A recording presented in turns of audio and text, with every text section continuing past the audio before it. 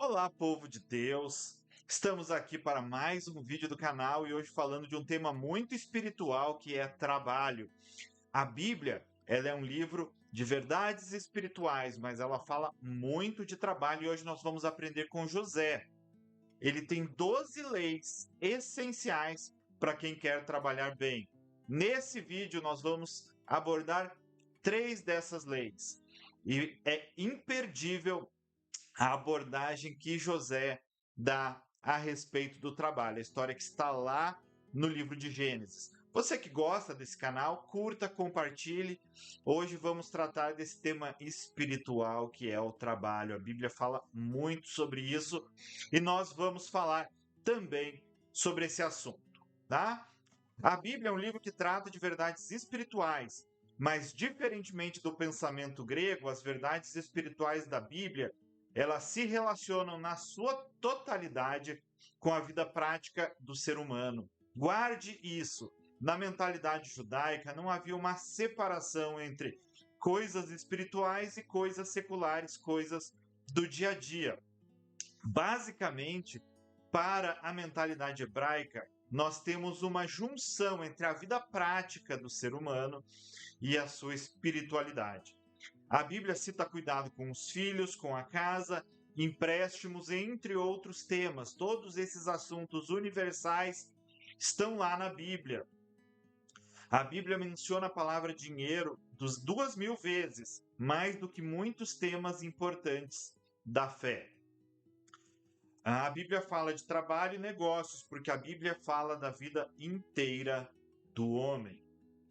Paulo afirma: porque quando ainda estávamos convosco, vos mandamos isto, que se alguém não quiser trabalhar, não coma também. Tessalonicenses 3, versículo 10. O contexto desse texto é um grupo de cristãos que, pela crença na volta iminente de Jesus, pararam de trabalhar e queriam ser sustentados pela igreja. Paulo exigia então que eles completassem o processo, então abdicando também da comida. Não fazia sentido para Paulo deixar de lado os deveres da vida doméstica, nem mesmo pela esperança da volta de Jesus. Explicando esse texto, é um grupo que imaginava que Jesus estava perto de voltar e queria se abster de todas as situações da vida civil. E Paulo diz: tá bom, então não comam também. Porque enquanto estivermos aqui nesse mundo, precisamos continuar atuando conforme as necessidades humanas também. Não havia uma diferença tão grande assim entre a vida espiritual e a vida secular propriamente dita. A reforma traz também um pouco desse conceito de volta, onde era necessário adorar a Deus também trabalhando. Monges do primeiro e do segundo século também tinham uma ética de trabalho, de adoração diária através do seu trabalho. Então, para Paulo, não querer trabalhar também implicava não querer comer, porque as coisas desse mundo são feitas nesse mundo. Os afazeres desse mundo, eles são temporários, mas devem ser cumpridos de acordo com os princípios que a palavra de Deus nos traz. Neste cenário, nós temos a história de José do Egito, o filho de Jacó da túnica colorida, que chega como escravo no Egito e se torna governador depois de um tempo de sofrimento. O mundo moderno condena José como orgulhoso por usar a túnica, roupa que não lhe trazia benefícios, mas sim responsabilidades. Novamente, como governador do Egito, ele usa roupas pomposas, mas não por orgulho, mas como alguém que sabia assumir responsabilidades. Então, em 4 vídeos, vamos aprender como José lidava com o seu trabalho. A história de José eu não vou ler toda aqui, tá? Vou lendo trechos conforme necessários, tá? Mas ela se desenrola entre o capítulo 37 e o capítulo 50 do livro de Gênesis. E a primeira lei do trabalho de José era trabalhar desde jovem, trabalhar desde cedo. Essa é a história da família de Jacó. Quando José tinha 17 anos, pastoreava os rebanhos com seus irmãos, ajudava os filhos de Bila e os filhos de Zilpa, mulheres de seu pai, e contava ao pai a má fama deles. Gênesis 37, 2. Nossa sociedade hoje, ela traz o início do trabalho. Exceto nos casos em que as famílias têm necessidades financeiras, o comum é colocar os filhos para estudarem por muitos anos. O fenômeno dos adolescentes de 40 anos é bastante comum hoje em dia. Isso se dá muitas vezes pela falta de percepção do valor do trabalho. Paulo afirma: mas pela graça de Deus sou o que sou, e sua graça para comigo não foi em vão. Antes trabalhei mais do que todos eles. Contudo, não eu, mas a graça de Deus comigo. 1 Coríntios 15, 10. Era importante para o apóstolo perceber seu esforço. A palavra no grego denotava um trabalho muito árduo, mesmo o apóstolo falando da graça. Não havia problema no pensamento judaico saber que tudo vinha da graça de Deus, mas ainda assim exigia trabalho duro. Para os autores da Bíblia, para os personagens principais, o trabalho era extremamente valioso. Para Paulo se perceber como um trabalhador, como alguém que se esforçava, era algo extremamente importante para ele. Tá? Paulo ele se coloca na situação de trabalhador, inclusive trabalhando com suas próprias mãos para o seu sustento. Muito da percepção negativa do trabalho vem da queda, mas precisamos entender que o trabalho ele veio antes da queda. Muitas pessoas imaginam que o trabalho seja uma maldição, principalmente aqueles que acreditam na existência de Adão e Eva, o trabalho teria sido uma maldição. Mas o trabalho não é a maldição. Lá em Gênesis 2,15, o Senhor colocou o homem no jardim do Éden para cuidar dele e cultivá-lo. Antes da queda, antes do pecado, Adão não era alguém que não deveria trabalhar, ele deveria fazer o cultivo do jardim. A queda traz o cansaço e não o trabalho. Gênesis 3,17. E ao homem declarou: visto que você deu ouvidos à sua mulher e comeu do fruto da árvore da qual ele ordenara que não comesse, maldita é a terra por sua causa, com sofrimento você se alimentará dela todos os dias da sua vida. O reflexo da queda em relação ao trabalho, ele não é a criação do trabalho, é a criação do cansaço. A terra agora seria inóspita, a terra agora seria dura, ela exigiria um trabalho, um esforço muito maior. Essa foi a punição que Adão recebeu, o cansaço. O trabalho ele veio antes. Deus não criou o ser humano para que ele ficasse sentado, parado o tempo inteiro. Deus criou o ser humano para que ele fosse ativo, para que ele compartilhasse com o próprio Deus o seu trabalho. A Bíblia fala que não existe outro Deus como o nosso que trabalha em favor daqueles que o buscam. Deus é um Deus que trabalhou e descansou no sétimo dia, olhando todo o trabalho que havia feito. É um Deus que trabalha, é um Deus ativo, e ele criou o ser humano para ser ativo também. A queda trouxe o cansaço, mas o trabalho ele é anterior à queda. Todos os homens de Deus na Bíblia tinham uma relação muito próxima e precoce com o trabalho. Davi pastoreava os rebanhos de seu pai. Joás, seu avô, era bastante conhecido por sua capacidade de trabalho. Joás é aquele que casa com Ruth. O profeta Eliseu é selecionado enquanto estava trabalhando nas terras de sua família. Amós era um boiadeiro. Gideão era trabalhador. Pegue praticamente todos os exemplos do Antigo Testamento, dos profetas, todos eles trabalhavam. No Novo Testamento, Pedro, João, Tiago eram pescadores, Mateus, cobrador de impostos, não havia ociosidade. Paulo, mesmo sendo um mestre, discípulo de Gamaliel, era também um fabricante de tendas. O próprio Jesus ele foi carpinteiro, seguindo os passos do seu pai humano. Todos os personagens da Bíblia trabalhavam. Todos os personagens da Bíblia tinham uma relação muito forte com o trabalho.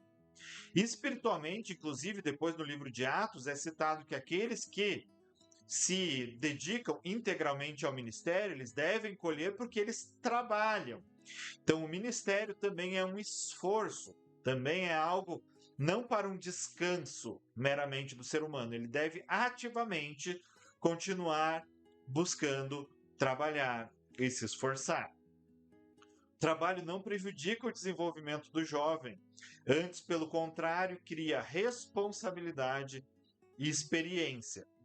Não estamos aqui falando da exploração do trabalho infantil, mas desde cedo mostrar aos nossos filhos o valor do trabalho. Nós temos uma geração hoje que não entende o valor do trabalho. Eles entendem o consumo, eles entendem o ganhar dinheiro, mas eles não entendem a responsabilidade do trabalho. E isso é muito problemático na sociedade de hoje.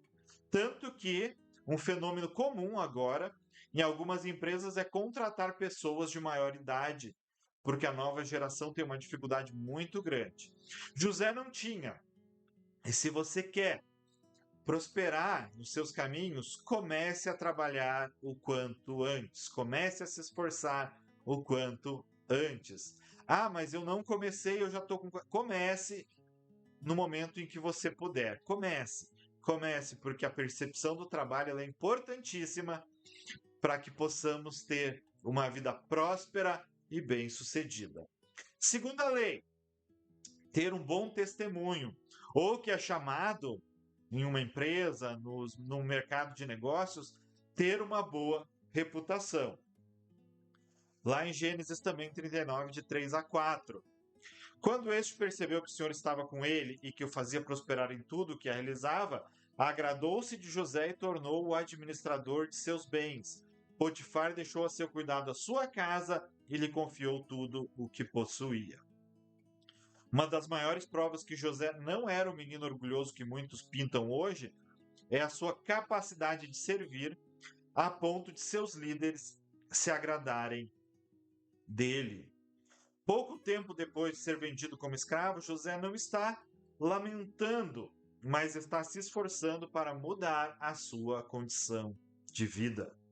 Ter um bom testemunho não fez escapar das injustiças, mas mesmo na prisão, a sua reputação ela continuava boa. Gênesis 39, 21 e 22. Mas o Senhor estava com ele e o tratou com bondade, concedendo-lhe a simpatia do carcereiro. Por isso o carcereiro encarregou José de todos os que estavam na prisão, e ele se tornou responsável por tudo que lá sucedia. Como Deus fez com que o carcereiro tivesse simpatia por José? Fazendo com que José transmitisse uma aura de responsabilidade. Na instituição dos diáconos na igreja, no livro de Atos, um bom testemunho externo também era necessário. Por isso, os 12 reuniram todos os discípulos e disseram: não é certo negligenciarmos o ministério da palavra de Deus a fim de servir às mesas, irmãos. Escolham entre vocês 7 homens de bom testemunho, cheios do espírito e de sabedoria, e passaremos a eles essa tarefa. Atos 6, de 2 a 3. Até no trabalho pastoral, o bom testemunho externo era importante. Também deve ter boa reputação perante os de fora, para que não caia em descrédito e na cilada do diabo. 1 Timóteo 3 e 7.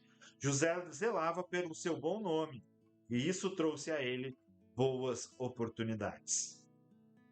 Muitas vezes, nós confundimos a falta de aprovação das pessoas como nosso caráter espiritual.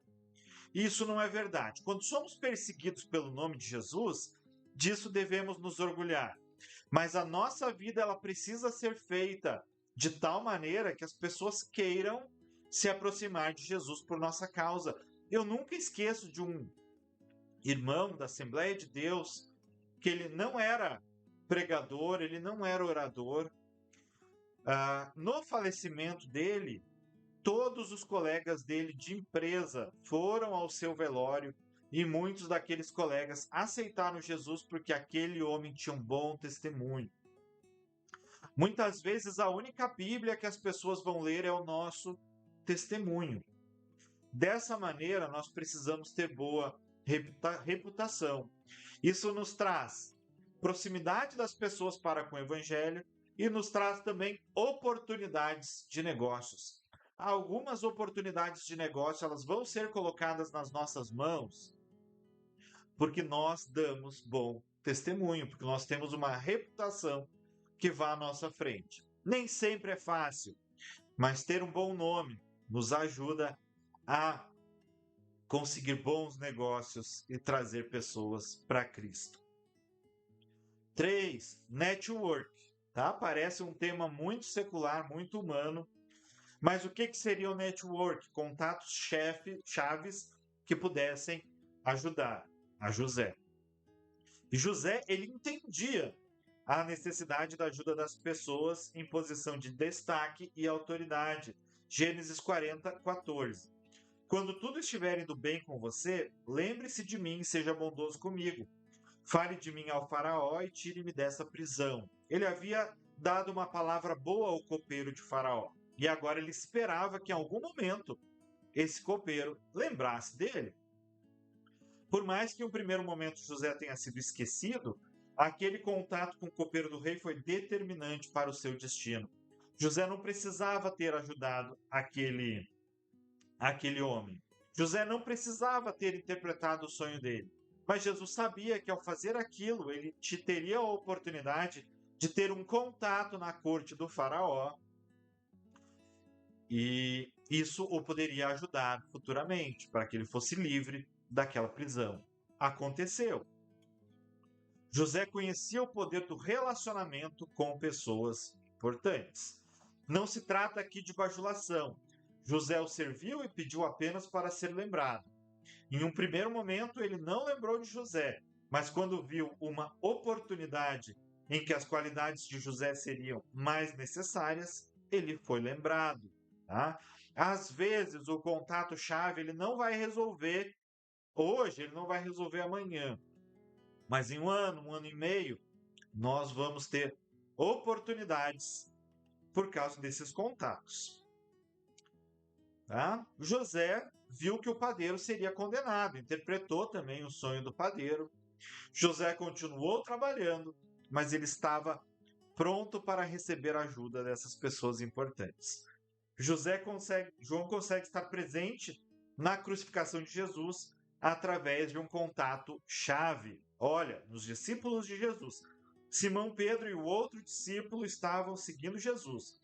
Por ser conhecido do sumo sacerdote, este discípulo entrou com Jesus no pátio da casa do sumo sacerdote. Mas Pedro teve que ficar esperando do lado de fora da porta. O outro discípulo, que era conhecido do sumo sacerdote, voltou, falou com a moça encarregada da porta e fez Pedro entrar. João 18, 15 a 16. João e Pedro só entraram no pátio do templo na crucificação de Jesus porque João conhecia alguém importante.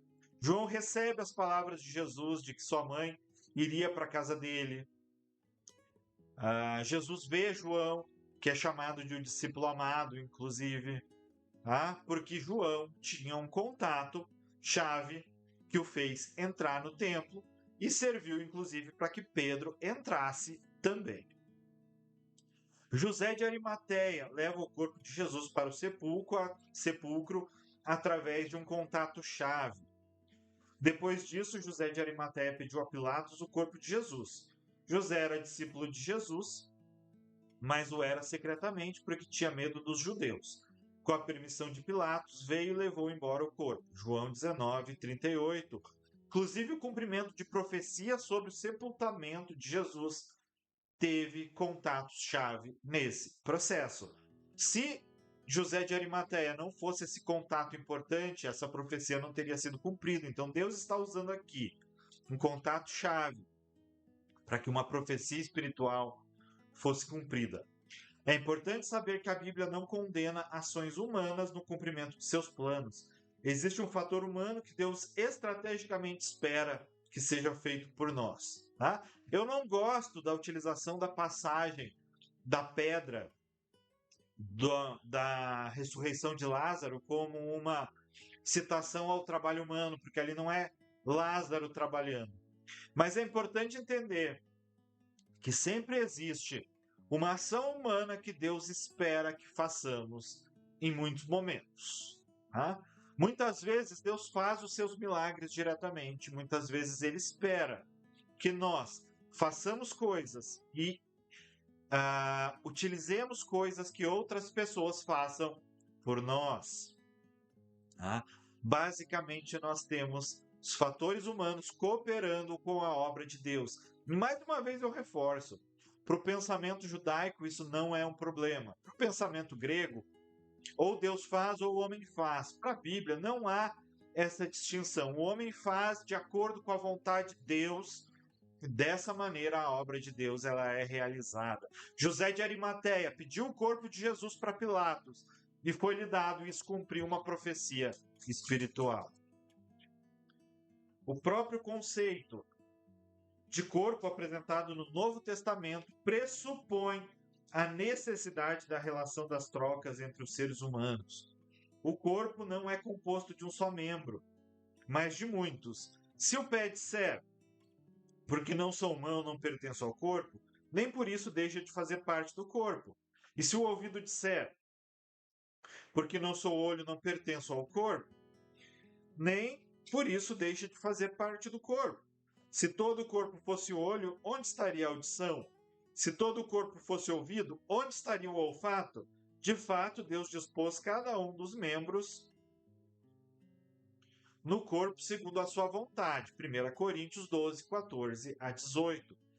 A interdependência é um conceito-chave no Novo Testamento. E contatos-chave são essenciais nesse processo. Entenda, você não vai fazer tudo. Tá? Você não vai ter uma relação bíblica em que você seja único e exclusivo. Nem Jesus viveu dessa maneira. Jesus discipulou seus apóstolos.